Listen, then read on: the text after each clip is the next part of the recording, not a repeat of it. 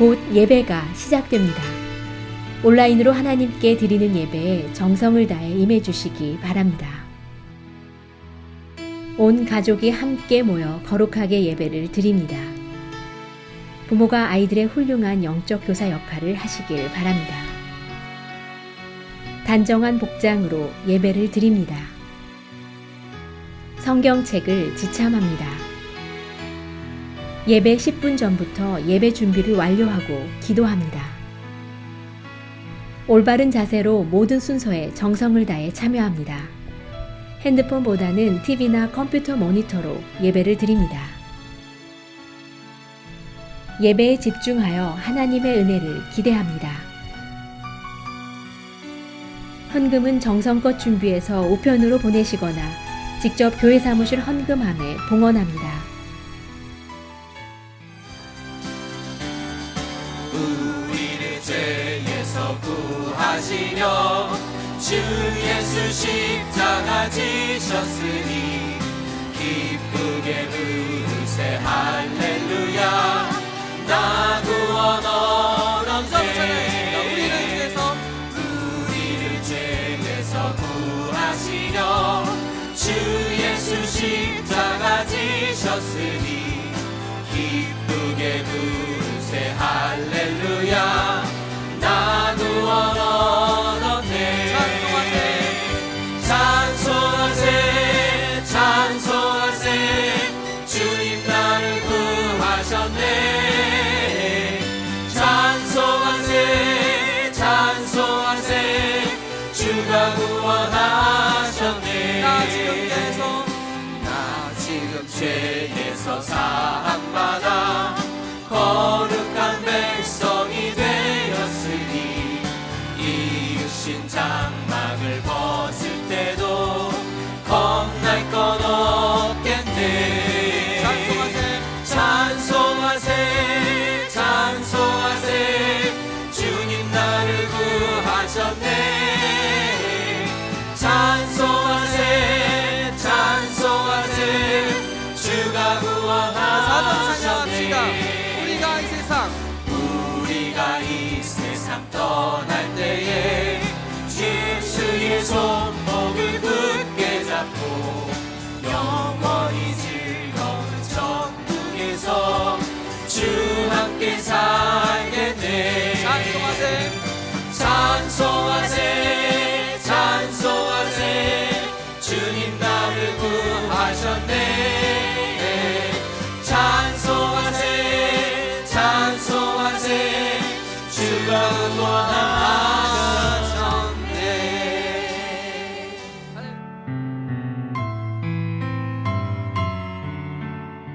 지금도 살아계셔서 역사하시는 하나님 아버지에 감사합니다.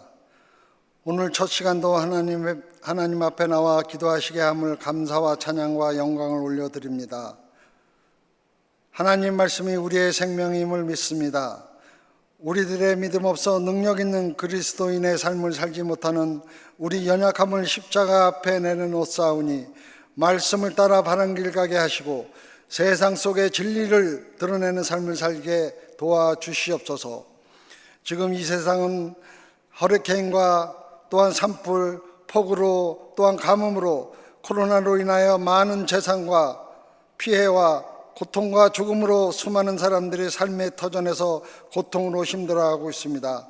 하나님 아버지, 우리가 연약할 때 힘이 되어 주시고 슬픔을 당할 때 기도하게 하시며 기쁠 때에 찬양하게 하시어 우리의 삶이 힘들고 어렵더라도 언제나 하나님을 향하도록 인도해 주시옵소서. 우리가 환난 중에도 즐거워하나니 이는 환난은 인내를, 인내는 연단을, 연단은 소망을 이루는 줄 아미로다라고 말씀하신 하나님 아버지, 우리에게 이 말씀을 기억하게 하시어 아무리 힘들고 어렵더라도 항상 기쁨과 소망을 잊지 않고 살아가게 역사하여 주시옵소서. 이제 하나님 말씀을 대행하신 김창룡 전도사님에게 건강 지켜주셔서 성령 충만함으로 능력에 능력을 더하셔서 말씀을 받는 성도들 모두가 주님을 향해 더욱더 나아갈 수 있도록 경험하게 하옵기를 간절히 소원하며 우리들을 구원해 주신 예수님의 이름으로 감사하며 간절히 기도드립니다. 아멘.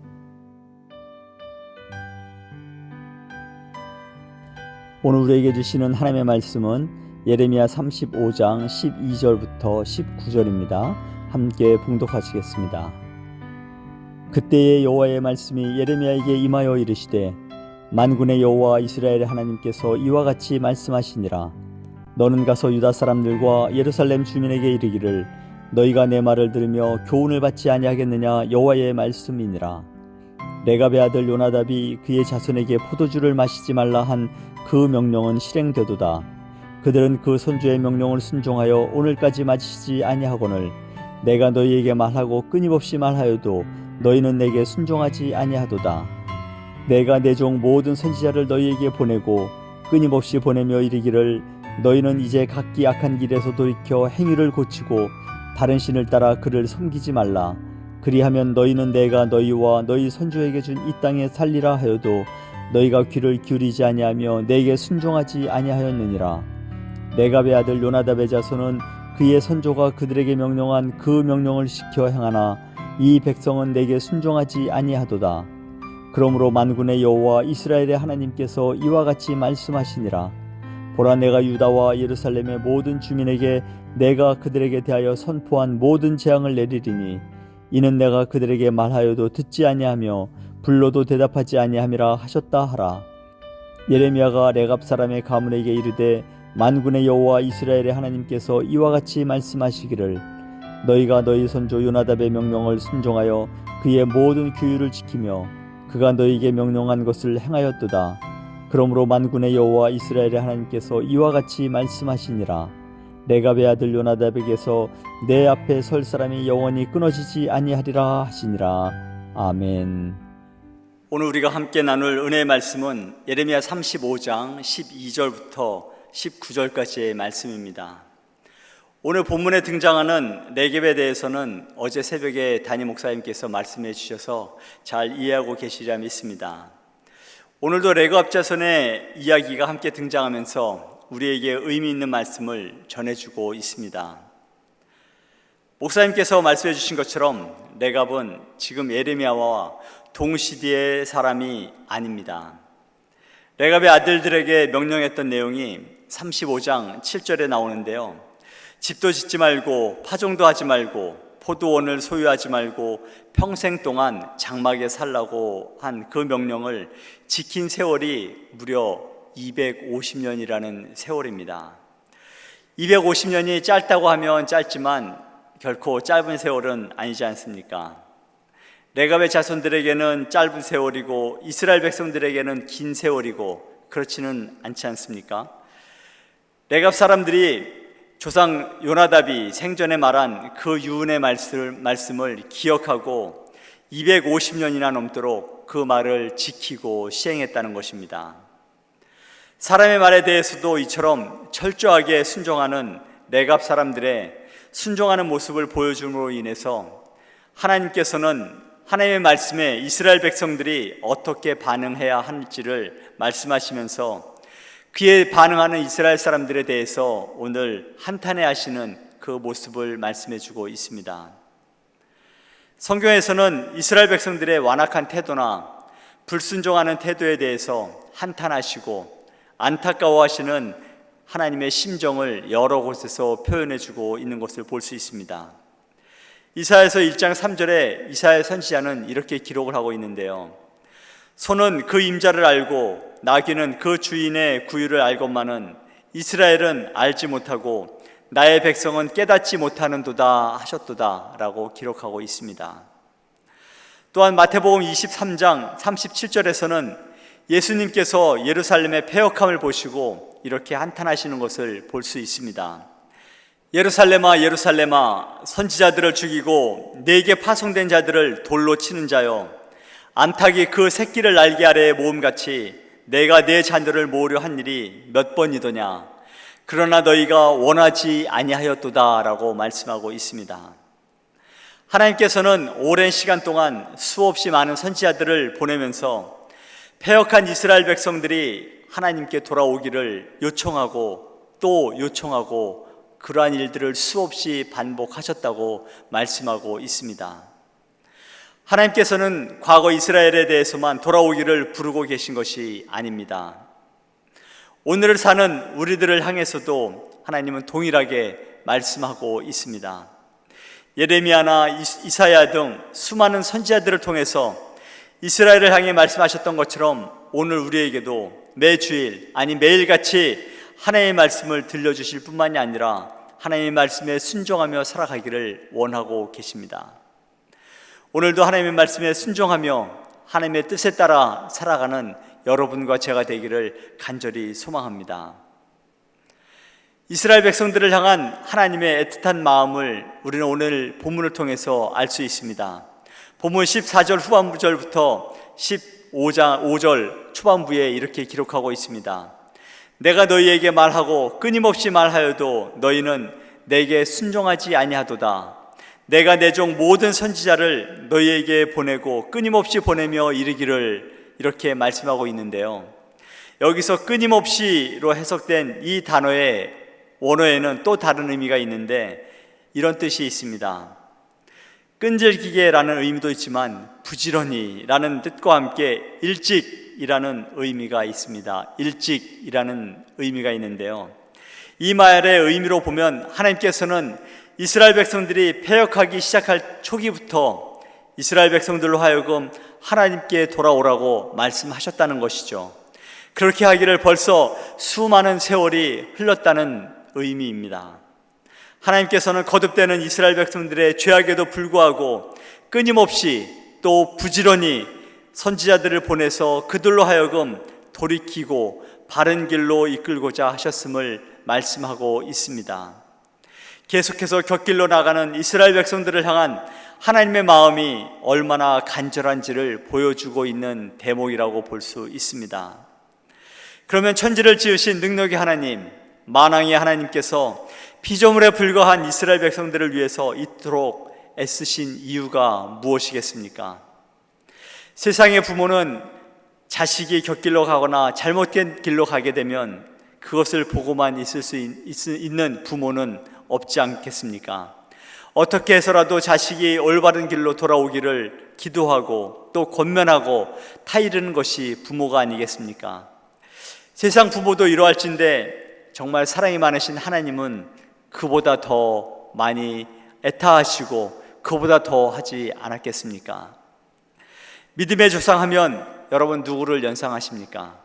두말할 나이도 없이 아브라함을 꼽습니다.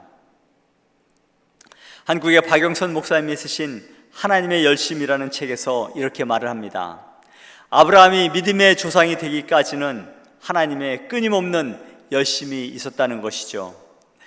우리는 하나님께서 아브라함에게 75세에 나타나셔서 너로 큰 민족을 이루고 내게 복을 주어 내 이름을 창대하게 하리니 너는 복이 될지라 라는 말씀을 하신 후에 무려 20여 년 동안이나 아무런 말씀이 없는 듯 우리는 그렇게 생각을 하고 있습니다.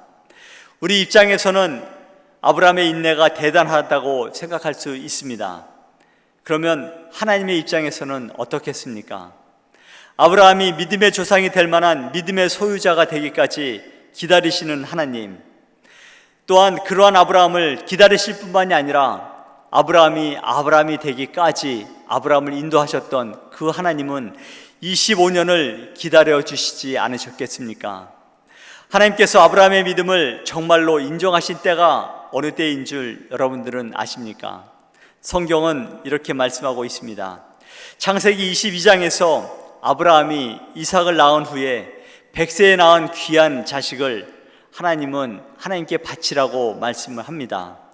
아브라함이 그 이삭과 함께 모리아 산으로 가서 거기서 이삭을 제물로 바치려는 장면이 22장에 나오고 있는데요. 그때 하나님께서 급하게 나타나셔서 아브라함에게 말씀하시는 것이 창세기 22장 12절입니다. 사자가 이르시되 그 아이에게 내 손을 대지 말라, 그에게 아무 일도 하지 말라. 내가 내 아들 내 독자까지도 내게 아끼지 아니하였으니 내가 이제야 내가 하나님을 경외하는 줄을 아노라 라고 말씀합니다. 하나님께서 말씀하십니다. 이제야 내가 하나님을 경외하는 줄을 아노라 라고 말씀하십니다.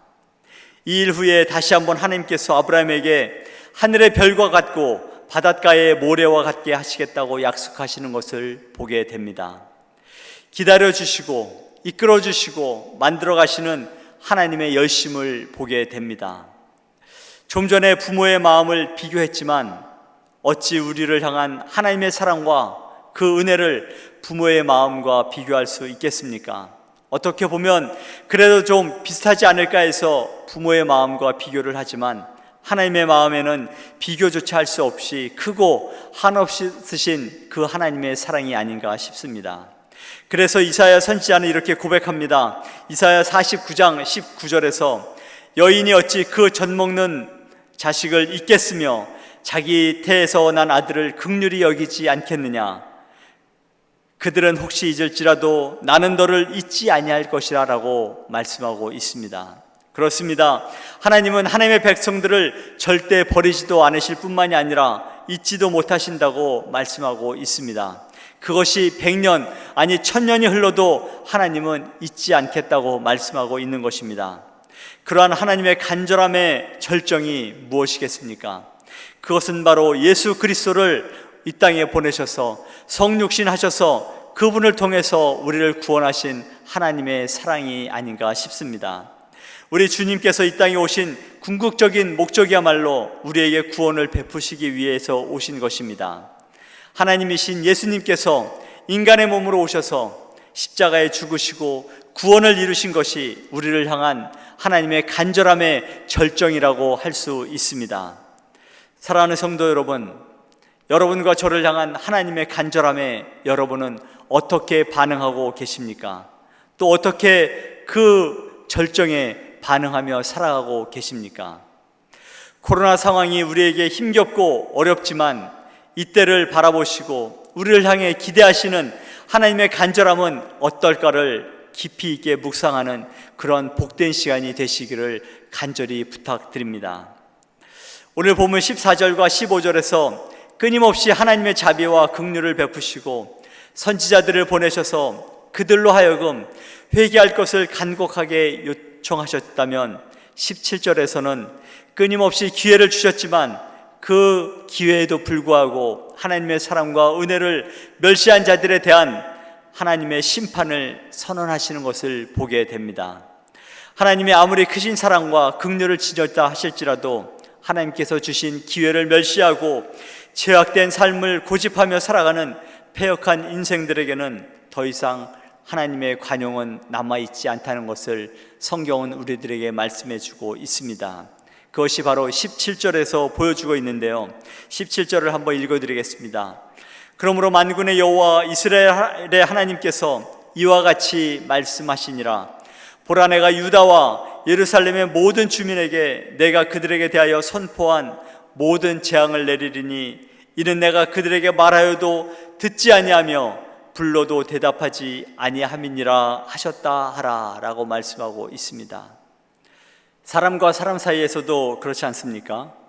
누군가와 얘기를 하려고 하는데 상대방이 자신의 말을 듣지 않거나 무시하고 불러도 아무런 대답이 없으면 기분이 상하기 마련이지 않습니까? 우리를 향한 회개의 요구와 바른 길로 이끌고자 하는 하나님의 그 노력에도 불구하고 이스라엘 백성들의 그러한 패역한 삶, 대물림으로 이어지는 죄악들은 하나님의 심판을 피할 길이 없다는 것입니다.